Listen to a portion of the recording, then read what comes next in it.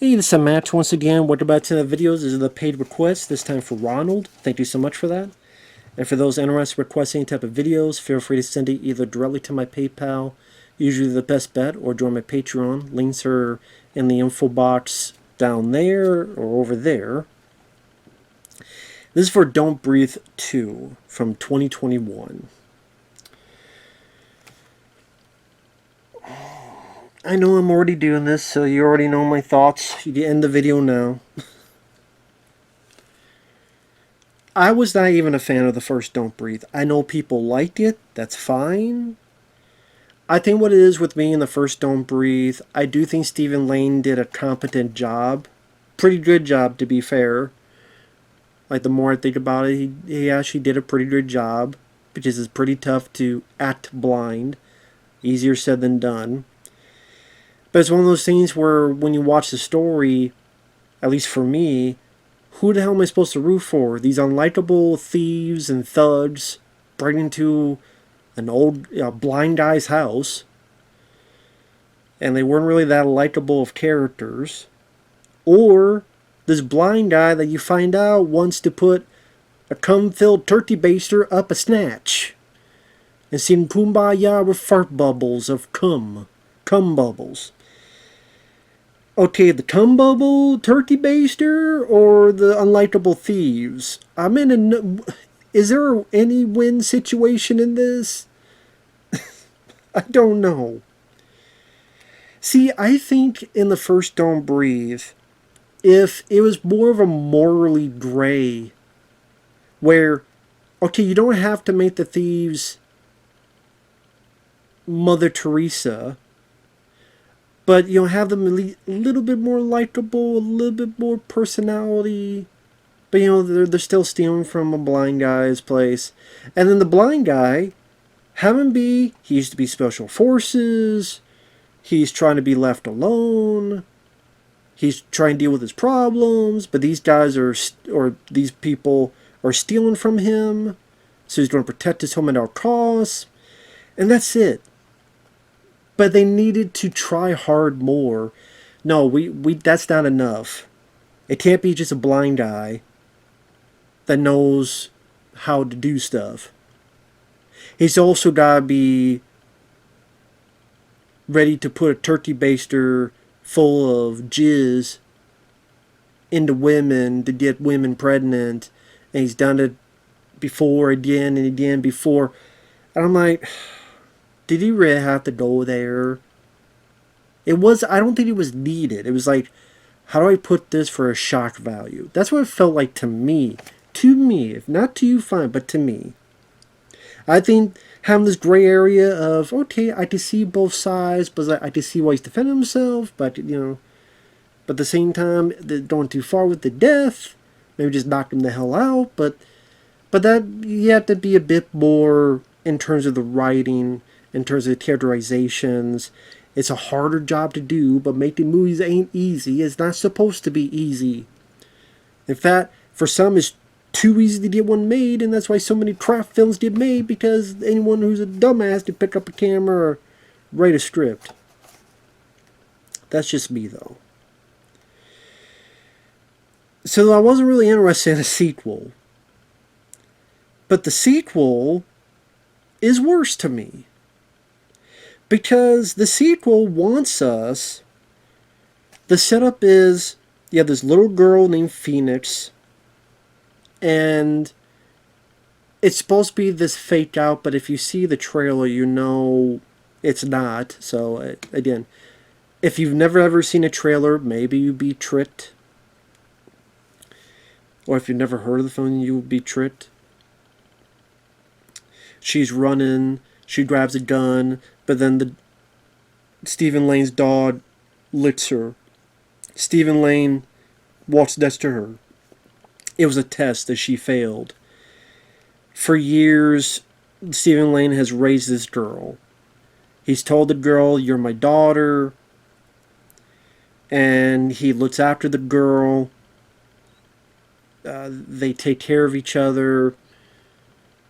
He'll let the girl out to go to the city. He has one other friend, this lady named Hernandez, that will get supplies for them and take the girl out to the city. So the story is someone sees the girl, they try to talk to her, she and Hernandez leave, a Dane follows her, take care of Hernandez, and they go to Stephen Lane's place. Because one of the people is the real father. They want the little girl, and then you find out later what they really want the little girl for.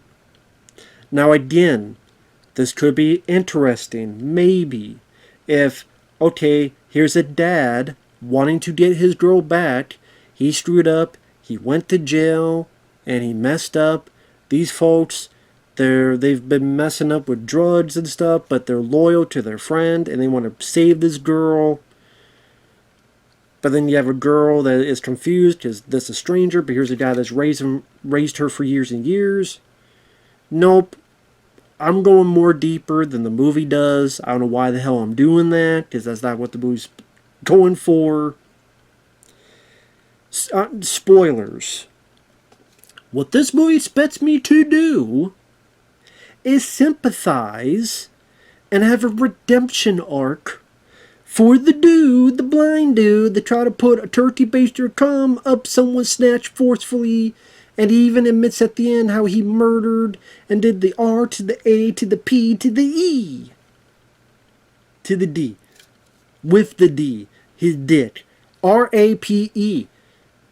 What does that spell? Shit. As in this movie is shit. I'm supposed to sympathize with this guy who tried to put his pecker in snatches not wanted? Do not go. Do not collect $200. Even with the turkey baster full of But am I supposed to sympathize with the guy and root for the guy? I know there are films that have anti-heroes.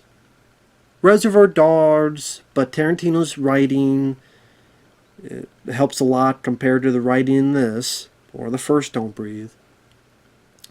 Pitch Black with Riddick, but at the same time, you know a bit of the details, but you haven't actually seen them, and you're like, okay, did he kill in self-defense? And that's what it seems like, but he's a hardened criminal. He'll mess with people, and then you see him, like, did much a better job building his character. We didn't see him try to turkey base someone, you know. You can't get over that. No, I can't get over that. That's like the most pivotal, memorable scene in the first movie. But we're supposed to root for this guy? This creepo that took this girl, under his wing? Now granted, he didn't do anything to her. But still, creepazoid. And I don't know how the hell he knew this Hernandez. I love how Hernandez says, "You're a good man, even if you don't think so." I'm like, I don't think he is. You see the first movie? Hey, Hernandez, let me show you the first movie. Then you tell me what. He's a good guy. Same with this dog. Like the dog that was chasing and killing these people, and I was supposed to sympathize when the dog, spoiler, dies. Last time I say spoilers from here on out. So when this home invasion happens, I'm sitting there going, yeah, I hope they killed Stephen Lane's character. He's a murderer. He assaulted women. He deserves to die and he deserves to burn in hell. To quote Sam Jackson. Yes, they deserve to die. I hope they burn in hell. Good. Kill him. Kill the dog. Dog was an ass in the last one. Kill the guy. He deserves it. So this home invasion happens. You get some scummy people fighting some scummy Stephen Lane. The girl, of course, doesn't know Stephen Lane's history. She hides in the damn... She hides somewhere. Almost drowns. Almost gets electrocuted. Stephen Lane is taking these people out. One guy, I don't know why the hell he did this. Because people are in his home, right? They're in his home.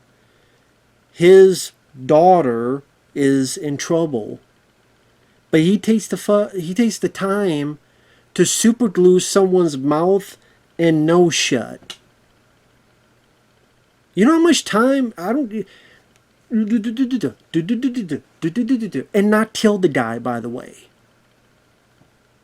I'm like, you don't take this much time to when your daughter is in trouble and you want these guys out of there. Oh, and they killed your dog.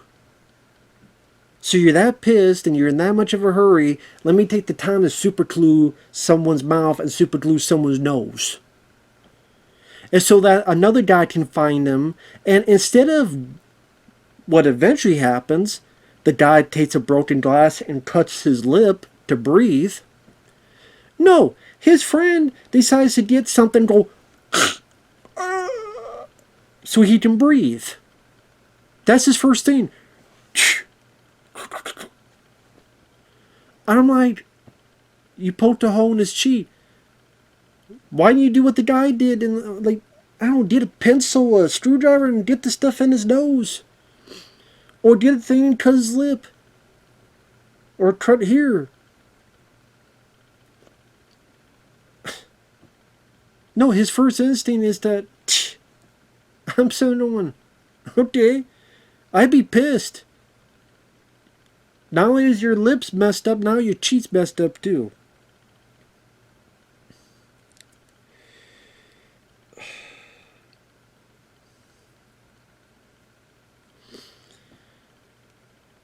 Stephen Lane finds the little girl. There's a guy there. They fight. Stephen Lane makes it so there's an explosion. The guy flies back and dies. They try to run. They try to hide. Stephen Lane kills... Like, they get Stephen Lane. Then he headbutts and runs off. Then he's able to kill one guy. But then... what the fuck? I'm barely remember what the hell happened. Long story short, the bad guys sit their own dog. Stephen Lane won't kill the dog. The girl tries to get out. The house is on fire. The bad guys grab the girl. Stephen Lane's ready to leave. And by the way, for those if anyone says this is not meant to be a redemption arc, you're full of it. I'm sorry. Because there's a bit where not only does he not kill the dog, he's ready to leave. He hears the dog, goes back, saves the dog. Oh, he saved the dog. It's okay that he did it to all those women and did all that other stuff. It's okay. He saved the dog. Which I don't know why. He didn't seem like the type of guy in the previous film that would do that. He's changed. Well, it's great to see all that change off screen. Because, it's not important to see it all on screen.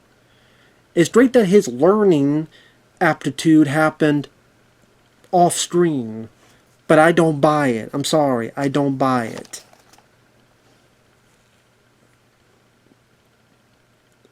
So he finds his friend Hernandez is dead.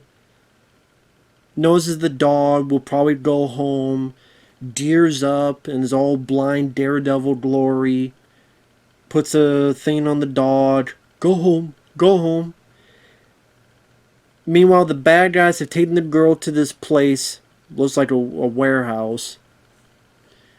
The dad shows the girl's her mom, and they're part of an organ trafficking gang. Organ trafficking. And they need the girl because the mom's heart is failing and they need the little girl's organs. And one of the game members says, this isn't right. I'm sitting there going, how? Maybe they answer this. I apologize, but I was just so damn bored. I lost interest. So I apologize if I missed this. But the one guy's like, this isn't right what they're doing. Well, number one, how long have you been with this game? Don't you know they traffic organs? You think that's right? Or have you been completely in the dark the whole time because your head's been up your ass? But anyway, You know what? Blind Fury did all this pretty damn much better. Blind Fury. Rutger Hauer, the blind swordsman. Get Bruce Lee, he's dead. We'll get his brother. Blind Fury did this a lot better. You want to see this type of film done better? Go watch Blind Fury with Rutger Hauer. May he rest in peace.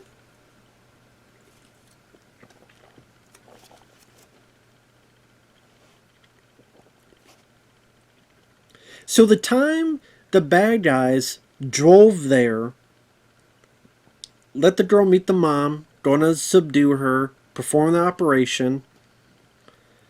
Before they do that, before they start the operation, Stephen Lane with the dog on foot, traveled how many miles? How many blocks? Walked on foot with the dog. A blind guy with a dog on a leash somehow walked however many miles, however many blocks, however many whatever, that these guys drove in a damn van by the river to a warehouse, probably deep in the city. Could have been 5 miles, 15 miles, 30 miles for all I know. And this guy made it all the way there on foot, thankfully before they start the operation on this girl. What the fuck?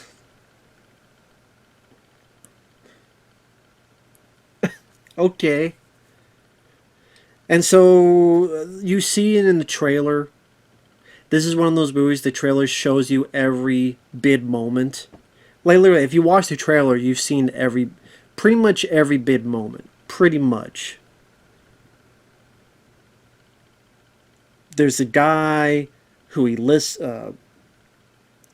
grabs the guy, he put like a bell in the guy's mouth, throat. He listens, hears it, throws a hammer, then kills the guy with the hammer. He's on the ground, he feels the water ripple, and he shoots 3 of the 4 guys. Pew, pew, pew. Now, thank God that the 4th guy he did not kill, the 4th one, was the same guy who said what they're doing with the girl is wrong. Because the guy had the gun, dead to rights, puts it back. What are you doing to your girl is wrong. Go on that door behind you. Imagine if of the 4, imagine if he was one of the 3 that died. And the 4th guy was like, fuck you, puto. Screw you, Benny, screw you, Shoot him right in the head. Shoot the blind guy right in the head. In his old fart knocker face. I have nothing against Stephen Lane. I think Stephen Lane, his performance, his acting, I think honestly he did the best he could. But it was a stupid idea to make us try to root for a serial assaulter who did all this stuff to women, did all this stuff to other people. I think, yes, I know there's movies with anti-heroes. It's funny, I saw a review, someone said, this is like if you took The Hitcher, John Ryder, and The Hitcher 2 was Blind Fury. So the guy had a point, and I thought that was a funny point. Because this is true. It's true. It'd be like, the mutants in the Hills of Eyes. What if the Hills of Eyes 2, those same mutants, like Michael Berryman became a good guy and decided to defend a group of campers. What if Freddy Krueger decided to be a good guy and kill these gang members in their sleep to protect some kid? You'd be like, what the fuck? You're going a bit extreme. No, but I'm on the same, I'm in the same wavelength. At least in the same, lane. A little bit at least. So again, of the 4, he kills 3, but thank God the one person he didn't kill had the change of heart.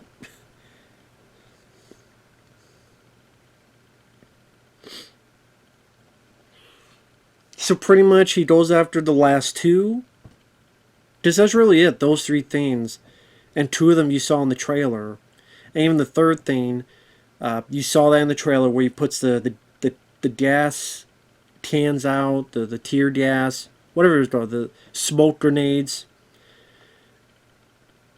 you see all this smoke, this mist. Stephen Lane's revealed, fights the guy who's the actual dad of the girl. The little girl finds out that these two want her organs, so she stabbed the mom who's in the wheelchair. They're ready to fall into this thing. The little girl has to cut the arm off because they're tied together. Stephen Lane's fighting the guy. They both get their shots in until Stephen Lane gouges the guy's eyes out with his thumbs. But apparently that still doesn't kill you, because he comes back and stabs Stephen Lane, and then the little girl stabs her father and kills him. And then I'm telling, then they really try to do a redemption arc for this character, where the little girl is literally trying to help him and says, "I can save you." You already did. I have killed, I have raped, I am nothing but a monster. I can save you. You already have. Tells you to go. Even in a film like, let's say, Darth Vader, right? That character. Even then, maybe you could argue, like, well, the dark side of the Force, and that's something supernatural, and somehow it helps manipulate emotions that are there, and, you know, maybe you could, like, give some leeway as to the reason for that, and how maybe there could be a redemption arc. At least it gives you a little bit of leeway. A little bit. Here, it's not really the case. So little girl runs off, finds some random kids, says her name is Phoenix, so she's taking the name of what Stephen Lane gave her. And then if you wait through the credits, the dog goes up to Stephen Lane, you see his arm twitch, as if he's alive. For what kind of sequel? I don't know. But again, just it doesn't have that many great kills in it that you'll remember. I didn't mind the effect of him gouging the guy's eyes out at the end.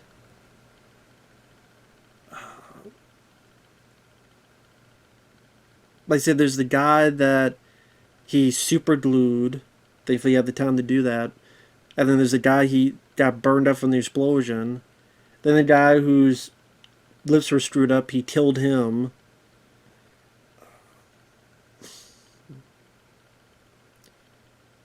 So it's not like there were a lot of great cool kills at the beginning, the first half of the film. And then again, like, really hard to root for anybody. The audacity of making us try to root for this guy is ridiculous to me. Kind of insulting as an audience member. The climax didn't really feel that exciting. Again, pretty much like three little scenes put together that weren't really all that.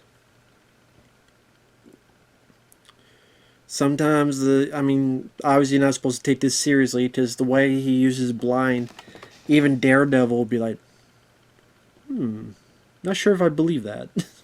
Even Daredevil would question it. It's not really meant to be scary. It's meant to be, I guess, more of a revenge movie, I guess, but I think this was the wrong character to use. Like I said, if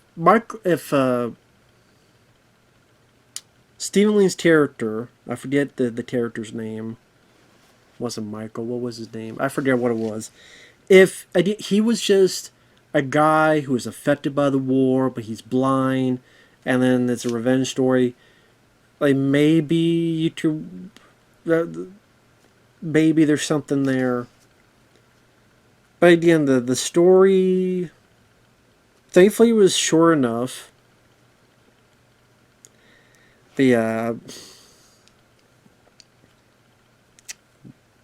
Not for me. Not for me.